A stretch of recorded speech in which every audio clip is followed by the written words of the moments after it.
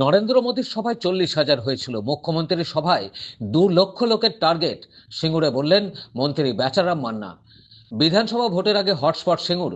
গত 18ই জানুয়ারি সিঙ্গুরে টাটার মাঠে একাধিক সরকারি প্রকল্পের শিলান্যাস ও জনসভা করে গেছেন প্রধানমন্ত্রী নরেন্দ্র মোদী।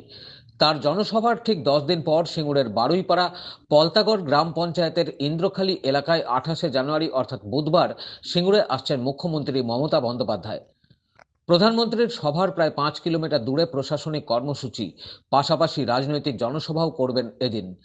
ইতিমধ্যেই মঞ্চ তৈরির কাজ প্রায় শেষ। গোটা এলাকা মুড়ে ফেলা হয়েছে তৃণমূলের দলীয় পতাকায়। আজ মাঠ পরিদর্শনে যান সিঙ্গুরের বিধায়ক তথা রাজ্যের মন্ত্রী বেচারাম মান্না। উল্লেখ্য, সিঙ্গুর ঘিরে একসময় তোলপাড় হয়েছে দেশের রাজনীতি।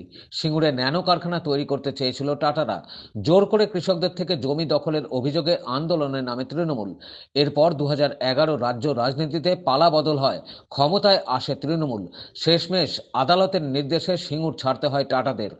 2016 সালে কৃষকদের জমি ফেরত দেন মুখ্যমন্ত্রী মমতা বন্দ্যোপাধ্যায়। 18ই জানুয়ারি সিঙ্গুরের টাটার মাঠে জনসভা করেছেন দেশের প্রধানমন্ত্রী।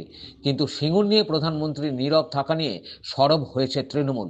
এদিন এ প্রসঙ্গে মন্ত্রী বেচারাম মান্না বলেন, থাকবেন নরেন্দ্র মোদী সিঙ্গুর হুগলি বাংলাকে কিছু দিতে পারেনি।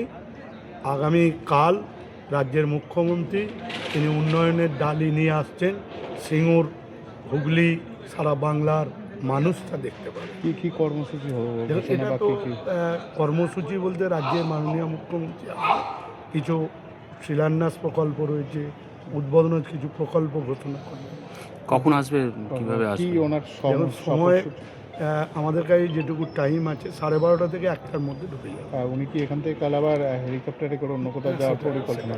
যে বলছে সে গণ্ড মূর্খ, আসলে জানেই না সিঙ্গুরের কত জমি নেওয়া হয়েছিল, কত জমি চাষির, কতজন হোটেল মালিকের, পাম্প মালিকের জানেই না। যে বলেছে একদম অকাট মূর্খ। তার জেনে রাখা উচিত 997 একর জমি, তার মধ্যে 800 একর জমিতে চাষযোগ্য চলছে। 100 একর জমি কৃষকদের, সেগুলো যাতে চাষযোগ্য হয় সেগুলোকে করে তোলার কাজ চলছে। বাকি 200 একর জমি এই যারা এই মিথ্যুক বিজেপি নেতারা, সিপিএমের নেতারা রোডে দাঁড়িয়ে ছবি তুলে, এই রোডের গায়ে 200 একর বরাবর 200 একর জমি হচ্ছে হোটেল মালিক, কারখানার মালিক এবং পেট্রোল পাম্পের মালিক, এই সব মালিকের জমি কেনা রয়েছে। তারা তো আর চাষি নয় যে চাষ করবে। তবুও আমরা বলি যে হয় কিছু করুন, নাহলে চাষ করার সুযোগ করে দিন।